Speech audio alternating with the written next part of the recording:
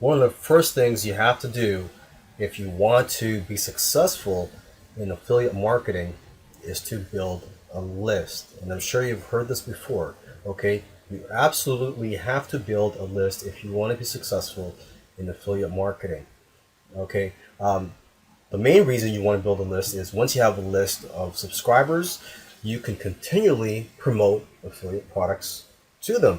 You could promote affiliate products to them every day if you wanted to. If you do it right and then you don't spam your list, you could actually promote products every day and your list will love you for it. I mean, that's what I do.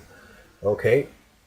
Now, first, okay, so if you want to build a list, you have to have a squeeze page or a landing page, which is a page that your potential leads would first visit, and that is where they are offered a free gift, and they would fill in their information on an opt-in form. Okay, so to build a squeeze page, there are many tools out there. You could just go on YouTube as well. There's some free video tutorials, and you could also purchase software such as ClickFunnels, Lead Pages, and Optimize Press. Those are the main ones, or at least the top of my head.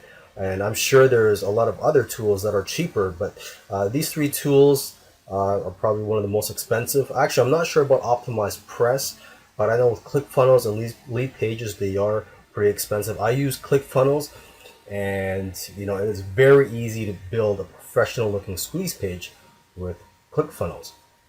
Okay, and another thing you want to do is you have to have an autoresponder when you are building a list. An autoresponder is a software tool that you use to collect a database of your subscribers, and it'll also automatically send emails to your subscribers. Okay, and you could also send messages whenever you're promoting products to all your subscribers using an autoresponder. The top ones out there are GetResponse and Aweber, and there are a few others that are pretty good.